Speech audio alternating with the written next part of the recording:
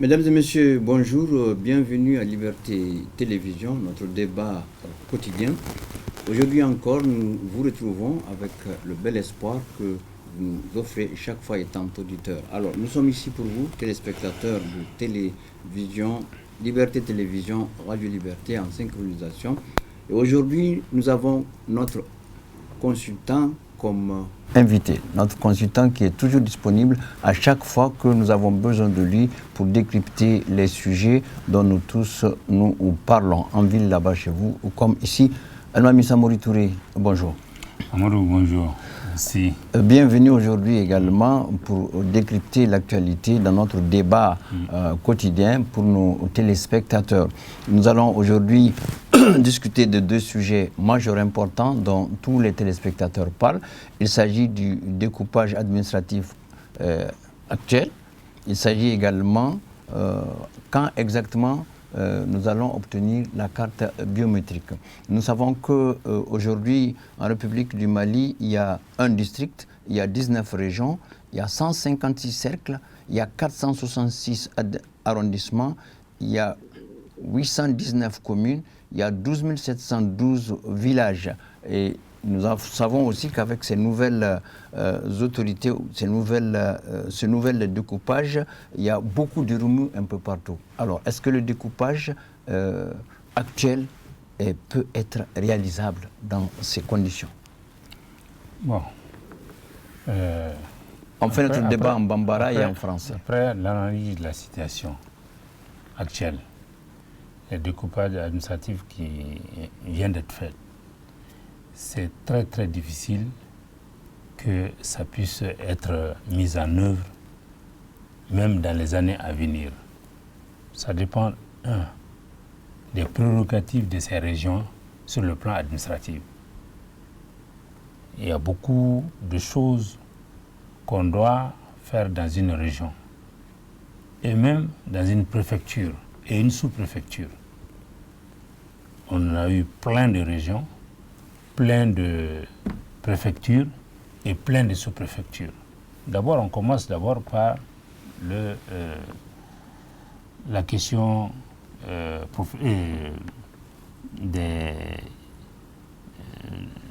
la viabilisation des régions? Non, des responsables de ces régions, d'abord.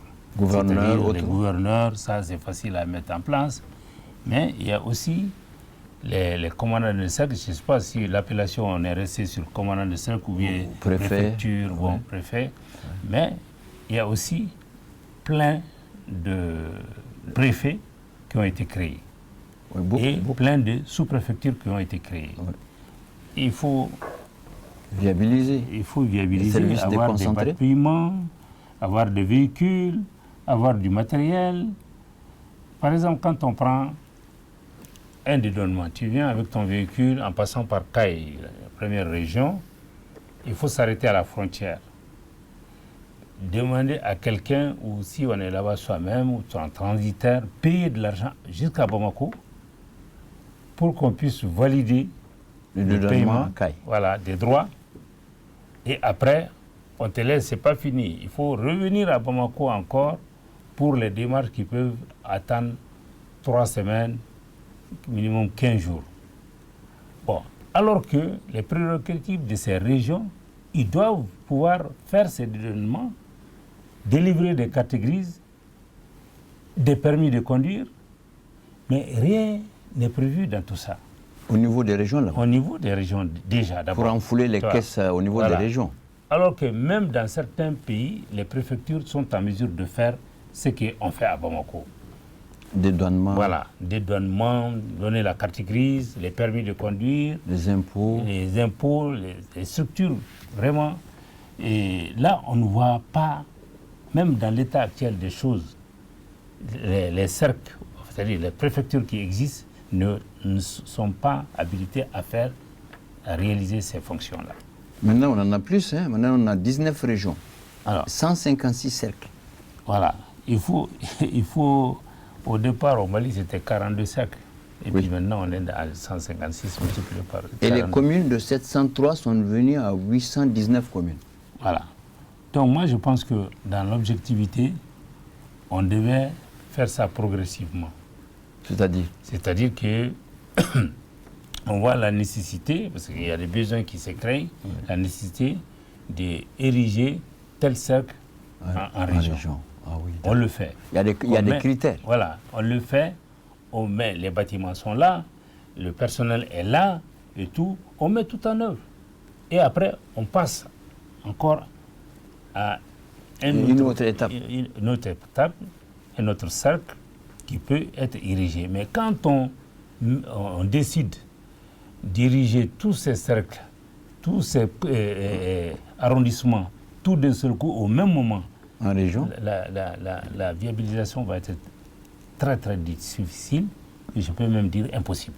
Mais ce que vous dites est intéressant, M. Touré, parce qu'au même moment, des cercles sont en train de se battre pour être érigés, en plus de ce que nous avons ici en région, et au même moment également, c'est pas très difficile, parce que si on doit faire les élections dans ces conditions, ce que vous dites est important, parce qu'il y en a aussi, ces nouvelles régions, il y en a qui veulent aussi être prises en compte pour les élections, alors que c'est pas possible. C'est pour cela que je parlais des prérogatives de ces régions et de ces préfectures, et même sous-préfectures. Qu'est-ce qu'ils vont pouvoir faire et pour satisfaire les besoins des populations qui sont dans ces régions, dans ces préfectures et dans ces sous-préfectures. Qu'est-ce qu'ils peuvent faire? Parce que tout est concentré à Bamako aujourd'hui. Donc, à quoi ça sert de créer une région où les gens, les responsables administratifs qui sont là-bas n'ont pas la capacité, en tout cas, ils n'ont pas le droit ou la possibilité de réaliser un certain nombre de choses. Il y a des choses, il y a la carte d'identité, le passeport, il y a le permis de conduire, il y a la délivrance des cartes de crédit, des cartes grises des véhicules et plein de choses. Il y a même des structures financières, parce qu'il faut quand même qu'il y ait ça. Absolument, des banques qui peuvent être, quand on a une région où il n'y a pas de banque, ou on a une préfecture où il n'y a pas de banque, vous voyez qu'on on est allé vite en besoin, sans avoir les capacités en hommes, en matériel, c'est-à-dire en moyens, en bâtiments. Rien n'existe aujourd'hui. Mais est-ce que ce découpage, comme on l'a dit, est réalisable par rapport même aux élections? Comment est-ce que ça peut se faire? Est-ce que les listes électorales, on va revenir par rapport aux élections, on peut pratiquer comme s'il n'y a pas ce découpage, comme on le faisait avant. Là, ça peut se faire. Comment? C'est-à-dire que les prérogatives d'un cercle, ce qu'on lui donnait avant qu'il soit érigé en région. Et c'est la même chose qu'on va continuer. C'est les mêmes habitants. Voilà. Mais maintenant, il faut beaucoup d'autres structures, parce que maintenant, il faut qu'on tienne compte de l'ancienne liste des électeurs de ce même cercle, érigé en région, c'est ça? Oui, mais maintenant, il y a le problème de carte biométrique qui se pose, puisqu'il faut en parler. La carte biométrique, je pense que c'est une carte d'identité. Ah non, le ministre a dit que la carte biométrique sert de carte d'identité, de carte d'électeur, et que même on peut voyager dans la carte d'identité qui peut servir de carte d'électeur, comme la carte Nina. Tu vas à la carte Nina, tu donnes ton top et tu présentes une carte qui montre que c'est toi, ton identité, et tu peux voter. Ah non, quand il y a la carte biométrique, il n'y a plus de carte Nina. Non, je veux dire que comme la carte Nina, dans le temps. Oui, d'accord. Bon, comme dans le temps. C'est-à-dire que quand tu vas au vote, tu es inscrit. Oui. Tu veux voter, il faut que tu déclines ton identité. Oui. Bon, ça peut être par la carte Nina, si elle n'est pas abolie, parce que pour le moment, on l'utilise. Oui, mais M. Touré, si on prend ça là, aujourd'hui, ce que nous pouvons à Bamako aujourd'hui, pas à Bamako, mais au Mali aujourd'hui, et ça laisse à réfléchir. Lorsque nous avons 819 communes, nous avons 12 712 villages, nous avons 156 cercles, et nous avons 466 arrondissements, 19 régions. Je pense que les dispositions qui ont été prises maintenant pour ériger des cercles en région, des arrondissements en cercle, ne pourront pas être appliquées d'ici ces élections-là.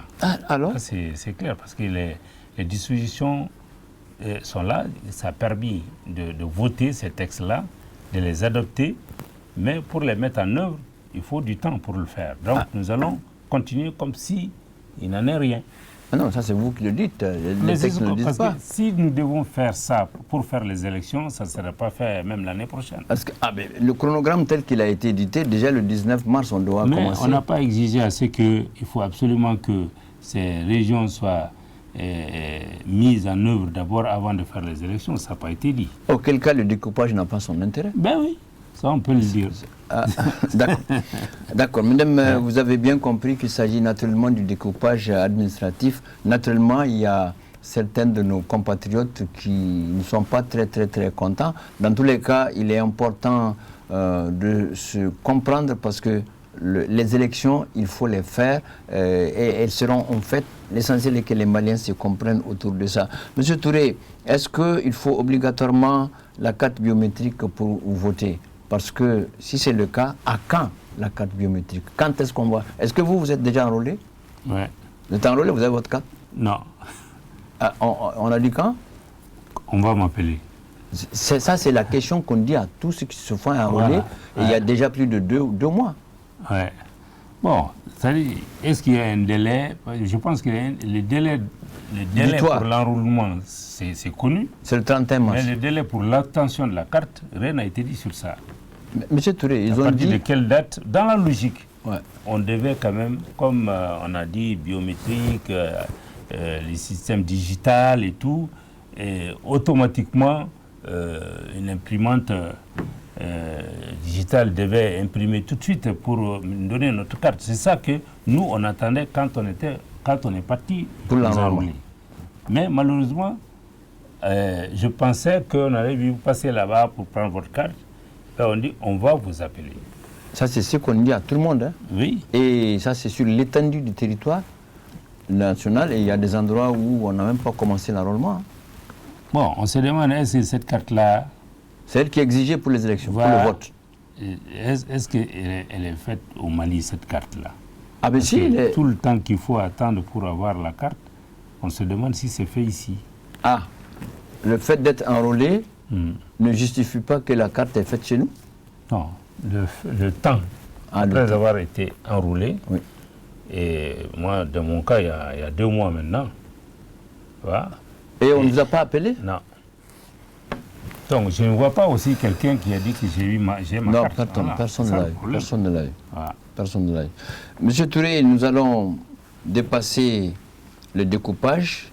Et selon vous, un district, Bamako, ça suffit pour le Mali avec tel nombre de régions là? Un seul district où il faut tout le monde? Est-ce que d'autres régions ne peuvent pas être érigées également en district, vu la largeur du pays et le nombre de personnes? Le district, ça, c'est en fonction de la population qui se trouve dans une localité. Ouais. Que les dispositions normales ne peuvent pas tout gérer. C'est pour cela qu'on régit en district, pour faciliter quand même, pour que les populations puissent vraiment avoir, soit payer les impôts, soit avoir des documents d'une manière facile et rapide.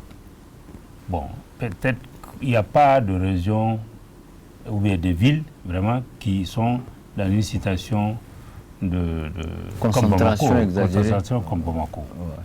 Donc je pense que c'est ça que... On a pris en compte le fait de Bamako un district. Ouais. Monsieur Touré, si on arrive au sujet de l'incivisme, puisqu'on en discute dans tous les sens, l'incivisme, qu'est-ce que vous en pensez de l'incivisme aujourd'hui au Mali? Dans tous les sens, je dis bien. Dans tous les sens. C'est-à-dire que pas seulement de la circulation, pas seulement de celui qui fraude un peu, mais l'incivisme. Est-ce que la fraude même n'est pas une sorte d'incivisme? Ça, c'est vrai. La fraude est une sorte d'incivisme. Et il y a aussi certaines choses qui peuvent inciter aussi la fraude. Ah, ça c'est important. Par exemple, quand on parle, on va au Sénégal ou en Côte d'Ivoire, on achète une marchandise ou on l'amène au Mali. Et quand on achète à 100 000 francs, on te dit il faut que tu payes 50 000 francs de droits. de droit à la douane, voilà, légalement. Voilà, je parle, par exemple, quand on prend le cas des véhicules, par exemple. Oui. J'achète ta voiture, on vient, et au lieu que ce véhicule-là soit expertisé, ils ne font pas ça. Il y a un journal en France qui s'appelle l'Argus, qui code les véhicules selon leur état et leur âge. Et ils prennent simplement la valeur que ce journal donne au véhicule, et tout ce qu'on paye, on va souvent dépasser l'argent, le prix auquel même que toi tu as payé le véhicule. Bon, donc quand on est confronté à des réalités de cette nature, ça peut entraîner des fraudes, des trucs. Mais, et quand on voit comment ça se passe en Europe, si on taxe un produit qui atteint 15%, on dit que bon, tu as sanctionné le pays dans lequel le produit vient. Okay. Mais nous, on n'est pas à 15%, on est à 45, 50, des trucs comme ça. Et c'est ça la population malienne qui paye. Je pense que dans des cas comme ça, ça incite à la fraude. Mais quand on baisse à un niveau raisonnable, ben on se dit, bon, vraiment, pourquoi me mettre en danger en prenant de l'argent, enfin de l'argent à côté afin de bénéficier. Je paye directement et beaucoup de gens vont éviter de faire cette fraude-là et il y a plus d'argent qui va rentrer dans notre trésor. Et même dans les caisses de l'État. Dans les caisses de l'État et dans les conditions normales. Là, c'est des cas, c'est la légèreté de certaines choses qui peut amener la fraude. Ah oui, d'accord. Ça, c'est un des cas. Votre explication, ça veut dire qu'en fait, il faut diminuer les taxes. Il faut pas, pour que chacun puisse venir payer facilement. C'est le trop d'impôts là qu'on parle, qu'on a l'habitude de dire. Ouais. C'est trop d'impôts qui tuent l'économie d'un pays. D'accord. Parce que tout va être basé sur la population. Il faut que la population gagne de l'argent pour pouvoir quand même payer l'impôt, nourrir l'État. Mais si l'État appauvrit la nation, ça va être très difficile pour que nous puissions nous en sortir. Par exemple, si je prends le cas d'un taximan qui doit aller payer son timbre au trésor, au lieu de le faire ça, il préfère s'arranger au coin de la route avec le policier qui l'a sifflé parce qu'il n'est pas... Voilà. Mais souvent même le taximan, à chaque fois qu'il paye, il va se retrouver à un moment, il valait mieux aller payer que de donner dans la rue. Mais tout ce qui amène ça, c'est vraiment le coût élevé. Ok, donc il faut diminuer. En fonction des salaires, des moyens des gens, il faut baisser les prix en fonction de ça. Dans quel domaine, par exemple? Par exemple, le salaire minimum au Mali ne dépasse pas 20 000 francs. Le SMIC? Le SMIC. Et ça ne dépasse pas 20 000 francs. Bon, j'ai ma moto et on me dit de payer 20 000 francs. Il y a la vignette, il y a l'assurance qu'il faut payer. Il y a l'essence qu'on doit mettre là-dedans. Ouais. Tout ce que tu fais dans ça, l'argent rentre dans la caisse de l'État. Ouais. L'essence que tu payes, la vignette que tu payes, l'assurance que tu payes, tout rentre là-dedans. Mais quand l'État arrive à comprendre que en baissant, tout le monde va aller prendre. Au trésor public. Il n'y aura plus d'argent dans la caisse de l'État et l'État en profite aussi pour soulager la population. Et la population n'est plus enclin à aller faire des affaires. Absolument. Ouais, d'accord. Ça, c'est une forme de fraude ou bien d'incivisme. Voilà, ça peut inciter. Inciter, d'accord. Et plus loin, et plus loin, le comportement dans la circulation. Bon, le comportement dans la circulation, ça c'est, comme j'ai eu à le dire, il faut toujours la sensibilisation pour sensibiliser les gens. Tout le monde ne fait pas l'incivisme. Certains le font par méconnaissance. Donc c'est la raison pour laquelle, en continuant de sensibiliser, tu vas avoir un lot qui ne savait pas qu'il doit faire ça, et c'est l'occasion de les apprendre. Et ça va diminuer, en tout cas, le nombre de gens qui enfreignent vraiment à la loi. Oui, mais M. Touré, si on rentre dans l'administration, d'incivisme lorsqu'on doit gérer les citoyens au même niveau, à égalité. Et que par exemple, c'est des audiences, et que moi j'arrive à 8h, vous arrivez à 12h, celui qui arrive à 14h, tout de suite, il est reçu au détriment de nous tous, entre autres. Bon, là, ça, je peux... C'est-à-dire que là, c'est peut-être... Parce que ça existe au Mali. C'est comme si tu vas, quand tu vas chez le docteur, chacun s'inscrit à l'avance, par l'ordre d'arrivée. Bon, je pense que normalement, si c'est une personnalité qui doit recevoir, la secrétaire, son cabinet doit vraiment instruire la liste des gens dont ils ont accepté que le responsable reçoit. Maintenant, c'est par ordre d'arrivée. Mais il se peut que un collègue à lui qui a au même grade, qui a une priorité par rapport au travail et tout, quand il vient, il ne peut pas dire d'attendre au même titre que moi et toi, Amadou. Oui, mais ça, c'est une forme d'incivisme. Non. Non, parce qu'en ce moment, le citoyen pauvre, citoyen qui est là depuis, ceux qui sont là, ils attendent, ils perçoivent ça. Comment ils perçoivent ça? Comment ils perçoivent ça? C'est-à-dire que la personne, le responsable qui vient, qui a besoin d'un autre responsable. Et le pourquoi il vient le voir, ça ne serait pas pour causer, ça serait naturellement pour parler des problèmes administratifs ou quelque chose d'urgent. Il doit parler. Il faut quand même laisser ces prérogatives-là. Oui, ils ont ces prérogatives. Comme ça, c'est de responsable en responsable, de cabinet en cabinet sexuel. Maintenant, si on arrive par exemple au citoyen lambda, qui n'a pas de carte de priorité et qui arrive dans les services pour les mêmes rendez-vous, pour les mêmes soins, mais on prend le dernier arrivé alors qu'il y en a ici qui copient depuis le moment. Il y a ça. L'autre aspect... Non, je suis sûr que ça aussi, ce n'est pas une bonne chose, parce que logiquement, c'est par ordre d'arrivée. Logiquement. Et il y a une liste souvent, les services ne sont pas organisés pour faire respecter l'ordre d'arrivée aussi. Très bien. Ça, c'est une forme d'incivisme. Monsieur Touré, et ceux qui viennent en retard, il y a dans ce pays, il y a le retard et il y a l'abandon de postes.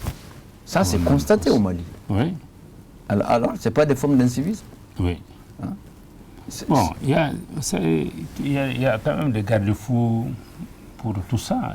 Mais le contrôle qui est contrôlé. Mais on est tellement fatigué qu'on a besoin de ça, M. Touré. Oui, mais le problème qui est là, les raisons sont multiples. Les salaires qu'on gagne, honnêtement, ça ne peut pas tenir le mois. Une famille, un père, un maman, 3 enfants, la location, l'électricité et tout ce qui s'en suit. Donc, quand on est à un endroit où tu ne peux percevoir que ton salaire, tu ne peux pas faire face à la situation. Donc, il faut sortir. Monsieur Touré, on n'a pas fini, mais ce n'est pas une question. Ce n'est pas une raison, c'est-à-dire que c'est pas, on ne dit pas, bon, ce n'est pas une raison, hein, parce que je pense que la priorité des priorités, on doit faire le travail pour lequel on est payé. On ne doit pas l'abandonner, personne ne doit encourager ça, ni à un fonctionnaire, ni même dans une société privée. Très bien, Monsieur Touré, on a constaté dans cette semaine beaucoup de corporations ou associations qui sont en train de festoyer, qui sont en train de supporter, de féliciter le président de la transition par rapport à la finalisation du projet de constitution. On a constaté beaucoup. Comment vous voyez la transition? Bon, je ne peux pas analyser d'une manière globale la transition, mais le cas dont tu viens de dire, à chaque étape de l'évolution de la transition, quand on arrive vraiment à un niveau, il faut féliciter, parce que c'est un processus qui est là, qu'on doit arriver à terme à un jour. Donc, à chaque étape où il y a... C'est-à-dire que le référendum qui doit avoir lieu pour adopter notre constitution, c'est beaucoup de choses. Ça, c'est quelque chose de grandiose. Il y a eu des concertations, il y a eu pas mal de choses pour qu'on en arrive à là où on en est aujourd'hui. Donc, c'est des choses que nous devons nous dire que c'est une très bonne chose que nous nous trouvons dans cette situation-là. quand tu dis dans un pays, je ne parle pas du Mali seulement, je veux faire ça, surtout une constitution, je veux que 100% des Maliens soient d'accord avec moi, tu pourras passer ta vie, tu n'auras jamais ça. Même si la personne même dit qu'il y a son intérêt, il y aura des oppositions. Donc, je pense que le simple fait vraiment, parce que notre constitution, dans certains articles, c'est 40, ça ne couvre pas certaines choses. Mais ça, c'est dans tous les pays. Et le monde s'émancipe, le monde évolue, et il y a des lois qui sont rétrogrades par rapport à ça. Il faut les reprendre, il faut les remettre à niveau, il faut les refonder. Bon, tout ce travail-là que nous avons eu à le faire, et ça, ce n'est que la Constitution seulement. Il y a les lois qui vont venir après, qui vont aussi les adapter à la réalité d'aujourd'hui. Ce qui fait que il est une nécessité absolue à ce que ces étapes-là que nous sommes en train de faire, qu'on les suit avec attention, qu'il ne faut pas qu'on se précipite. La précipitation peut amener à bâcler certaines choses alors que la population n'arrive pas à trouver ce qu'ils cherchent. Il y a un chronogramme qui a été donné par le chronogramme est là. Mais le si on ne précipite pas, on risque de rater le coche. Le chronogramme est là. Ouais. On doit faire le travail, pas en tenant compte du chronogramme, on peut en tenir compte. Mais ce qui est essentiel, le contenu qui est là, il faut quand même que le pourquoi on fait ces changements-là, il faut que les gens s'y retrouvent là-dedans. Oui, mais vous dites qu'on ne doit pas faire le travail en tenant compte. Le chronogramme a été donné par la transition. J'ai dit on doit en tenir compte, mais ça ne doit pas être un facteur de blocage. C'est-à-dire que le chronogramme, même si on n'a pas fini, il faut qu'on avance. Non. Ah, mais c'est le chronogramme qui a été donné. Et on doit commencer déjà le 19 mars. Aujourd'hui, nous sommes le 7. On doit commencer quoi le 19 mars? Le 19 mars, déjà, la constitution là, doit être. Le truc référendum doit commencer, la campagne, on doit commencer à voter pour ça. Alors qu'on est en retard. Hein. Non, mais ça, c'est vrai, on est en retard, mais il y a des raisons. Et on a donné des engagements. Il y a des raisons. À la CEDEAO. Non. À l'Union européenne. Beaucoup. On a donné des engagements qu'on doit respecter. Quand tu parles de la CEDEAO, je rigole, parce que moi, je pense que je tiens compte de la population de notre pays. Et je sais que si les retards sont dus au fait que nous devons bien faire pour satisfaire notre population, satisfaire le Mali, je pense que nous allons accepter ces retards-là, on ne tient pas compte de la CEDEAO ou autre chose. Ah non, non, mais M. Touré, on a signé un engagement. Nous sommes de la CEDEAO, nous sommes de l'espace, c'est notre communion, nous sommes de la communauté. Il faut quand même à quelques moments qu'on... Non, je suis d'accord à un mois. Notre engagement ne doit pas... occulter les difficultés. Non, je veux dire que nos engagements, quand on dit à la CEDEAO ou autre organisation que nous voulons faire les élections à telle date, mais la réalité de notre pays ne nous permet pas de respecter ça. Moi, je ne veux pas le couteau au gorge. Ça, j'attends à ce que ça puisse être fait, que tout le monde, que notre population soit satisfaite de ça. À partir du moment où réellement ce que nous faisons, ce que le gouvernement est en train de faire, c'est tenir compte des aspirations de notre population. Moi, je pense qu'on ferme les yeux sur... On n'écoute pas ce qu'on dit, vous n'avez pas respecté ceci, vous n'avez pas respecté cela.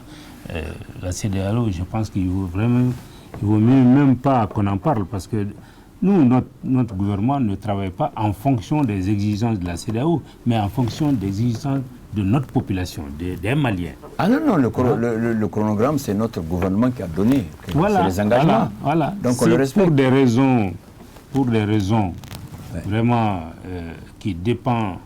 il y a beaucoup de raisons. Il y a la souveraineté, il y a beaucoup de choses qui font en sorte que nous ne pouvons pas bâcler certaines décisions parce qu'il y a le chronogramme que nous avons mis en place avec la CEDEAO. Est-ce qu'il n'y a pas risque d'embargo alors, si on ne respecte pas? Oui, l'embargo, ils n'ont qu'à faire encore.